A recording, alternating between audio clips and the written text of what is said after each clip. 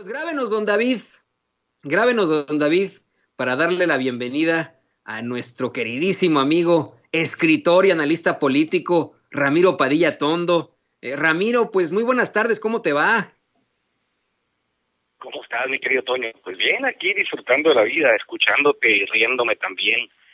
Impresionante el asunto, toda esta bola de tarados que se la pasaron sangrando al Estado. Es más, te hago un apunte con respecto al imbécil este de Claudio X González. El cuate se echaba un sueldo de varios millones de pesos por dirigir las organizaciones civiles, las asociaciones civiles que tenía, ¿no? Mexicanos contra la corrupción, por ejemplo. Creo que él ganaba, siendo millonario nada más, para que se idea el público es sin censura, siendo millonario el tipo se echaba como 9 millones de pesos al año de salario, aparte de ser millonario y no pagar impuestos.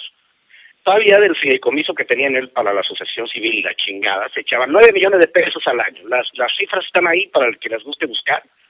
Nomás pongan ahí en el Google, salario de Claudio X González en Mexicanos contra la Corrupción y le va a salir. Para que te des idea del tamaño del robo. Sí, no, exactamente. Yo por eso digo que es un supervillano. A la hija de Granier le detectaron, de Andrés Granier, acuérdate que estaba en el bote, no sé si ya salió el bote, el viejito este cabrón. A la hija le detectaron 3,000 millones de pesos en una cuenta del banco, en plena tragedia en Tabasco en el 2008. El señor se dio el lujo de desviar más de 200 millones de pesos en plena pandemia, en pleno catástrofe natural. Es un ejemplo. Hay otra nota que dice que del Fonden, ahora que están entregando los apoyos directos, había un desvío de 200,000 millones de pesos del Fonden, imagínate. Eso es a lo que con eso teníamos que lidiar todo el tiempo. Hay una imagen, Tonito, que yo recuerdo muy bien, y es del 2012, yo estoy en un mercado. Están un par de tipos borrachos enfrente de mí en la línea del mercado, se abrazaban y festejaban y llevaban un chingo de licor. Y los cuates, ganó el PRI cuando ganó Peña Nieto. Vuelven los buenos tiempos, el par de tipos alcoholizados decían. Ahora sí vamos a hacer negocios. A mí nadie me lo contó, eso lo vi en el mercado. Yo que estaba escupiendo más bilis que la chingada, ¿no? En ese entonces, porque sabía yo de toda la operación con las tarjetas Monex y todo el dinero en efectivo que movieron todos los gobiernos de los estados para hacer posible que ganara por la buena o por la mala Peña Nieto. Yo decía, ¿cómo es posible que nosotros los mexicanos seamos tan pendejos como para darle el voto de manera mayoritaria a un cabrón como ese? Pero bueno, la realidad es muy terca y se encarga de desmentir todo, y ahí está el resultado de querer privatizar hasta la risa. ¿Cómo la ves? No, y te iba a decir, yo también tuve mi experiencia y creo que todos los mexicanos hemos tenido una experiencia en la que observamos directamente esa corrupción, precisamente cuando gana Enrique Peña, bueno, dice que gana, ¿no? Obviamente, cuando se establecen después de todos estos fraudes con Odebrecht y etcétera, que queda, vamos a decirlo así, Enrique Peña Nieto como el presidente. Me acuerdo mucho de cómo un grupo de personas hicieron una manifestación en el Estado de México afuera de una tienda soriana para decir, es que nos compraron nuestro voto para que votáramos por el PRI y estas tarjetas que nos dieron para una pantalla no tienen nada, ¿no? O sea, el chiste se contaba solo. Y nosotros como reporteros decíamos, es que oiga, pues no creo que pueda usted pedirle al priista que le cumpla siendo un priista corrupto, ¿no? Esa es la realidad. Y por eso es que yo estoy, pues te digo, tengo mis reservas. Si es de risa lo que está pasando ahora, esta intentona de lo más cheesy, decimos aquí en Estados Unidos, pero la unión hace la fuerza, Ramiro. No vaya a ser la de malas y en una de esas ¿Sí? Se unen y le ganan al progreso. No le ganan. El asunto con ellos es que es extremadamente difícil que alguien, en su sano juicio ahora, porque las condiciones van cambiando, date cuenta que el México del 2000, el México del 88, el México del 2006, el México del 2012, no es el mismo México del 2020. Somos una sociedad más crítica. ¿Quién chingados a estas alturas le va a creer a un grupo de mentirosos y rateros profesionales? Porque eso es lo que son los prianistas, mentirosos y rateros profesionales. Vamos, no se fueron a educar a Estados Unidos ciencias financieras y la chingada para venir a servir a su país. vinieron para implantar y desarrollar los mecanismos más sofisticados para seguir sangrando el erario. Al final de cuentas, lo que nos damos, o sea, lo que descubrimos nosotros, los mexicanos en general, después de que llega López Obrador, porque ese era el temor más grande de que llegara alguien que no pertenecía al sistema, era que se fuese descubriendo paso a paso cómo operaban los mecanismos de robo al erario. Pues Rosario Robles es un ejemplo claro, Emilio Lozoya lo platica, de cómo eran las estrategias, por algo querían, por algo hicieron la reforma petrolera, porque querían robarse todo el dinero del país. O sea, uno se pregunta si los empresarios y los políticos que ya tienen riqueza para 10 generaciones, que no mamen, o sea, ya tienen riqueza. El Peje les dijo, paz y amor, borrón y cuenta nueva, denos oportunidad de reconstruir el país, no los voy a perseguir, no es muy fuerte la venganza, denme quebrada de reconstruir el país. Lo único que se mantuvo constante durante los 80 años fue la cantidad de pobres, que era más de la mitad. Ahorita tenemos más de 60 millones de pobres. Algunas cifras dicen que hasta 80 millones de pobres, porque esos 20 o 30 millones que se consideran de clase media en realidad son pobres.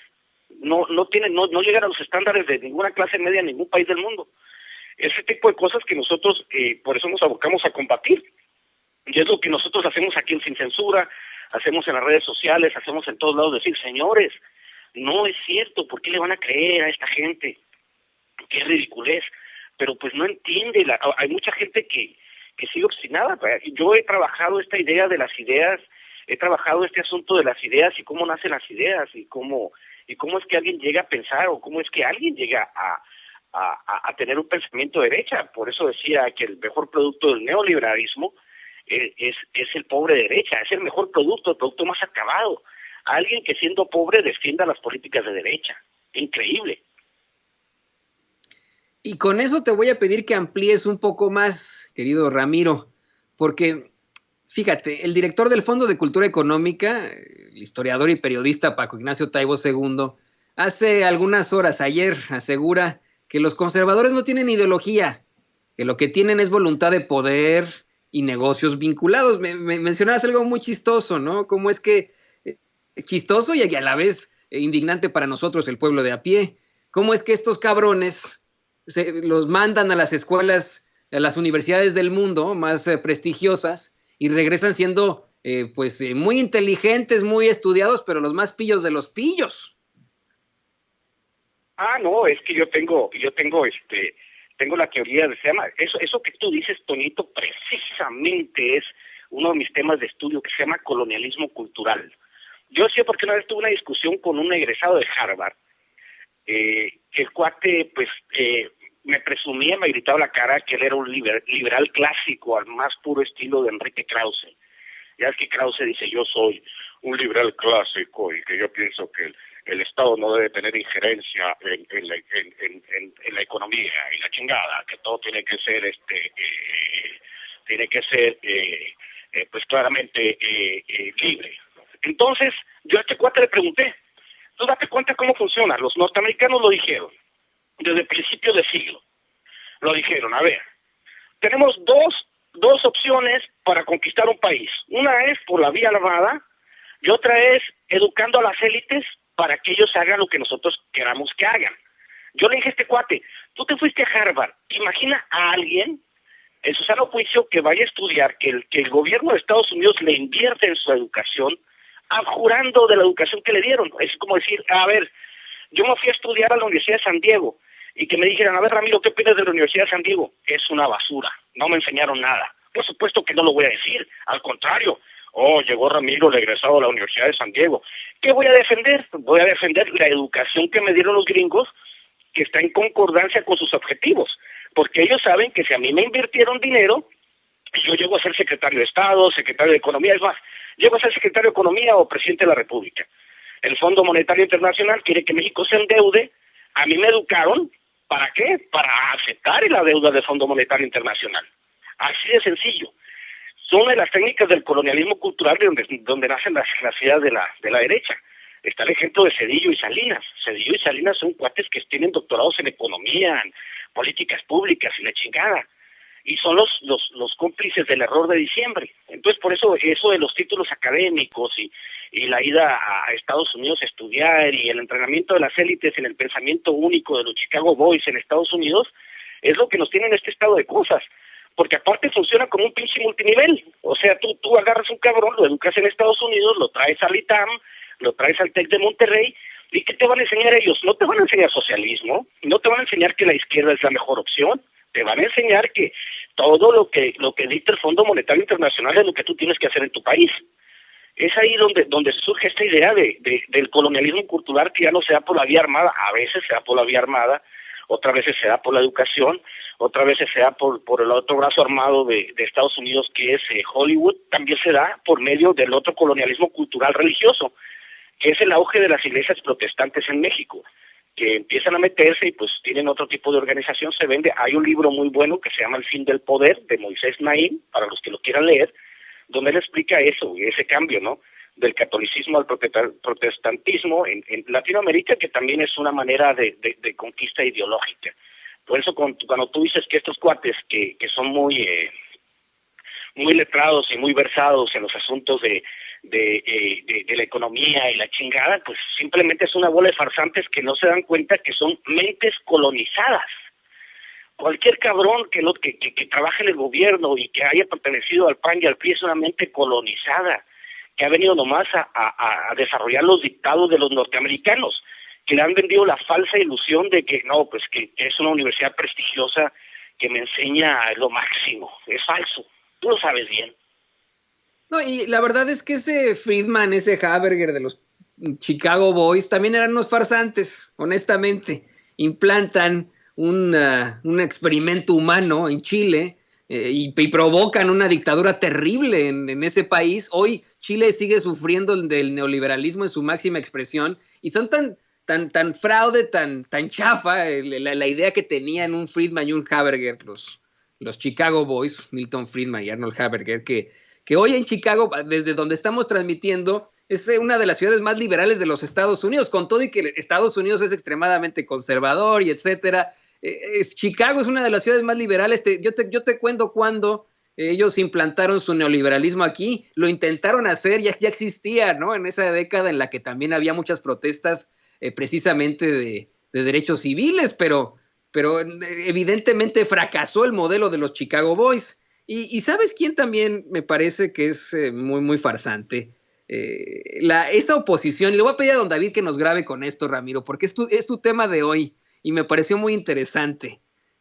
Hay una serie de farsantes allá afuera, pagados por la oposición, que constantemente buscan redes sociales de personajes con pensamiento más crítico, progresista, y se les asigna, eso te lo puedo decir yo por experiencia, a un bot o a un troll, que cualquier cosa que uno comente en redes sociales es exactamente el mismo y cambia la cuenta cada 3-4 meses, pero es exactamente el mismo, siempre va ahí y hace hashtags sobre uno y trata de ofenderlo. Algunas personas los bloquean, algunos otros, no, como yo, nos reímos de ellos, ¿no? Y me parece que hoy tú traes una carta para tu querido bot, ¿verdad?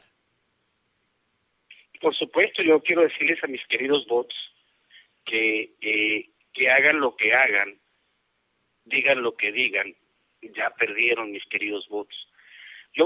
Como tú dices, están distribuidos estratégicamente al inicio de cada comentario en cada red social.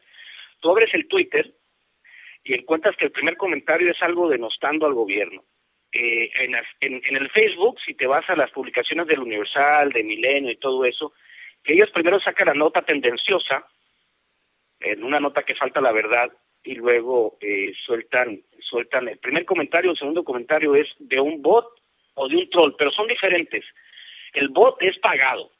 El bot es una persona que tiene una función específica para estar criticando al gobierno.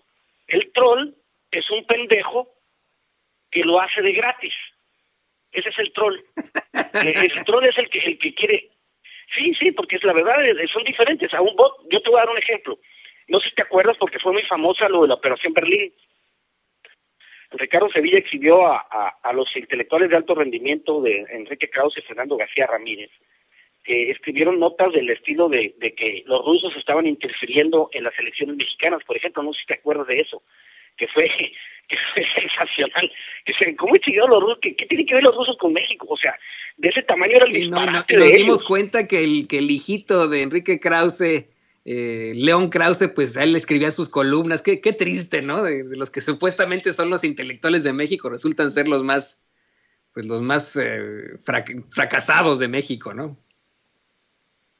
No, y luego dicen que el Enrique Krause no sabe ni prender una computadora porque ya lo conocen, y a León Krause le escribe las notas, que ni siquiera las notas son de él, sino que todos ellos tienen un equipo de trabajo que les ayuda. Si no, simplemente es más, vamos a hacer la prueba de la calidad para estos pinches bots y estos trolls. Agarra cualquier libro de Enrique Krause, de Jorge Castañeda, y lee la página de los agradecimientos.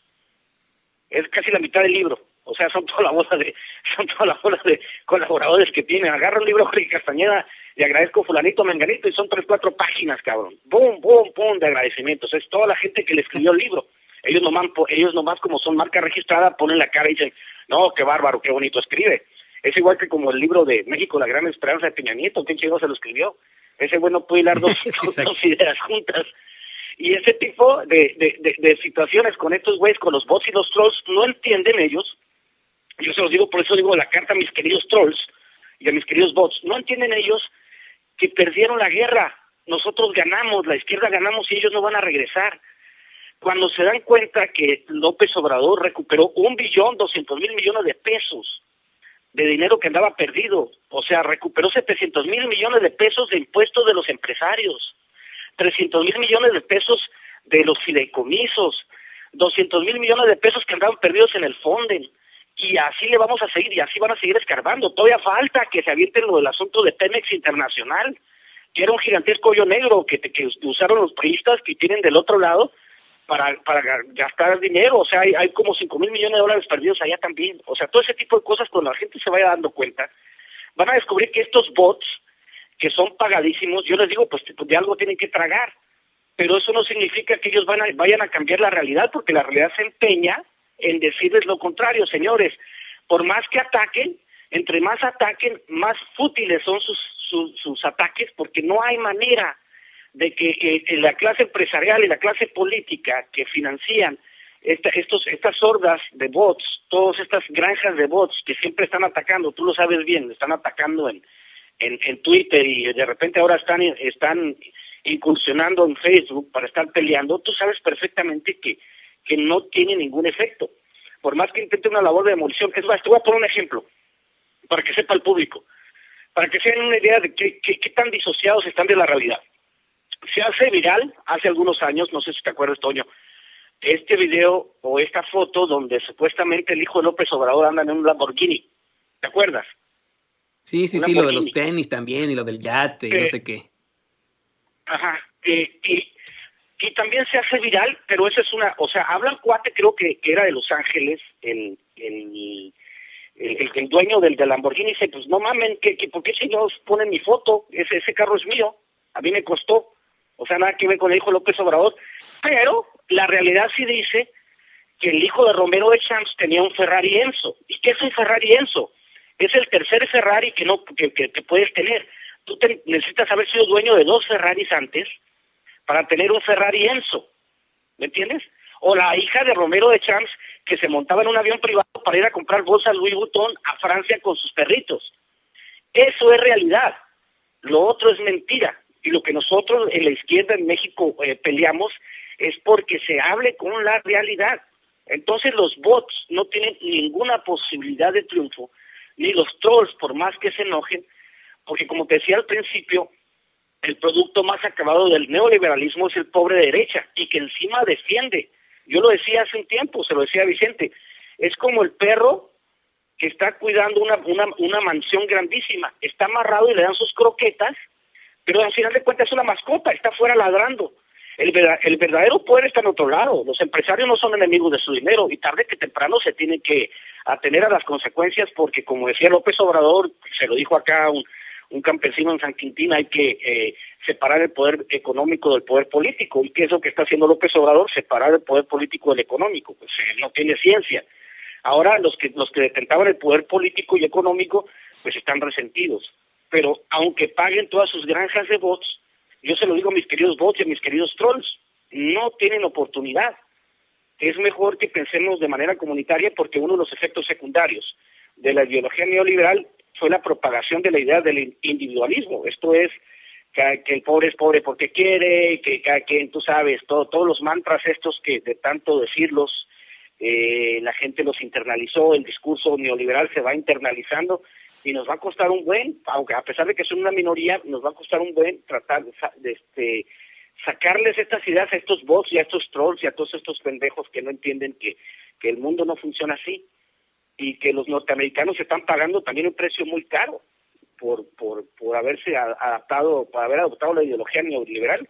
El haber aceptado la ideología de los Chicago Boys ha disparado la desigualdad en Estados Unidos, y tú lo puedes ver, tú que vives allá en Chicago, tú lo puedes ver perfectamente. Yo que viví 25 años en Estados Unidos lo puedo ver de manera perfecta. No hay salario que te alcance aunque trabajes tú y trabaje tu esposa. No puedes acceder a una vida decente con este sistema. Se cagaron en Estados Unidos también los neoliberales, pero los norteamericanos todavía no entienden que su sistema de este estilo ya se acabó y que tienen que tomar medidas. Y como los norteamericanos viven estos dos partidos políticos como si fueran dos monolitos y piensan que no hay vida más allá de los republicanos y los demócratas, pues van a seguir pagando el precio. En el caso de nosotros los mexicanos, que tenemos una democracia mucho más flexible, mucho más completa, parece que no, sonaría ridículo lo que estoy diciendo, pero nosotros los mexicanos que vimos como un partido que se fundó hace 5 años tomó el poder, es algo que jamás en la vida sucedería en Estados Unidos, porque ellos ya han internalizado este discurso y todavía ellos creen que sus instituciones funcionan. Por eso te digo, por más esfuerzos que se haga la oposición, por más bots, por más trolls que tengan por todos lados, ya perdieron y van a seguir perdiendo, compadre. O sea, en pocas palabras, sí que tú eres muy decente, Ramiro, y perdón porque ya tenemos a la abogada Lourdes Monteagudo en línea, pero en pocas palabras, esos bots a los que pensamos de forma progresista, nos la Pérez Prado. Me dio un gusto impresionante tener este momento con el escritor y analista político Ramiro Padilla Tondo. Ha sido fantástica esta conversación, mi querido Ramiro. Siempre dejas la víbora chillando, como dice Vicente Serrano. Y pues bueno, ¿qué te parece que nos compartes tus redes sociales para que la gente se ponga en contacto contigo? ¿Cómo va el pequeño Chairo Ilustrado? ¿Dónde la gente lo puede comprar? Me parece que está haciendo todo un éxito últimamente. No, sí, estoy contentísimo, vamos bien, muy bien con las ventas. A mis paisanos en Estados Unidos, regálense la Navidad, estamos en Amazon. En México estamos a través de impresión bajo demanda en Sanborns, en Gandhi, métanse en línea al sitio de Sanborns o métanse en línea al sitio de Gandhi, y ahí van a encontrar el pequeño Chairo Ilustrado, barato, disfrútenlo un poco, o disfrútenlo mucho. Tengo muy buenas calificaciones, la gente está encantadísima con el librito que representa lo que nuestros anhelos, lo que siempre quisimos con la Cuarta Transformación. Estoy en Twitter como @Ramiro Atondo, y como Ramiro Padilla Tondo, y tenemos ahí una paginita de Pequeño Chairo en Facebook. Y le agradezco sobre todo a toda la gente que ha comprado Pequeño Chairo, porque es un esfuerzo por hacer entender este mismo tema que hablamos de los bots y de los trolls. Es un asunto por explicar el porqué de las cosas. Y pues muchísimas gracias por el espacio, a ti, a Vicente. Es un verdadero placer platicar todos los miércoles. Ya la gente como que ya está esperando, me escriben el miércoles. El video de la semana pasada de las ficheras del periodismo pegó muchísimo, hay mucha gente riéndose, que eso representa una realidad. Pero seguiremos en la conversación, mi querido Toñito, y te mando un abrazo hasta allá, hasta Chicago. Una de las ficheras está muy enojada, mano, muy triste. Se le ha pasado llore y llore recientemente. Es una de las ficheras que se llama Joaquín López Dóriga, así muy al nivel de estos, ¿no? Muy al nivel de Alberto Rojas, es la teoría, de Sasha la Montenegro. teoría del bully llorón.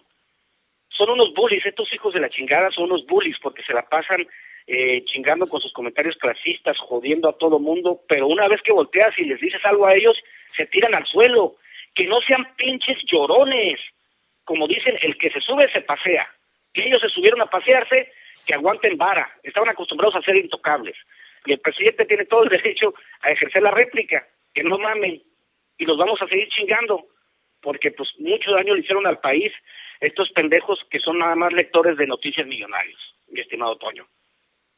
Ramiro Padilla Tondo, muy feliz Navidad, muy feliz Navidad, qué bueno siempre platicar contigo, estamos muy en contacto, muchas gracias. Abrazo. Abrazo a este gran escritor y analista político. Si usted no ha adquirido El Pequeño Chairo Ilustrado, ya lo sabe, aquí en Estados Unidos con Amazon y en México en tantas librerías.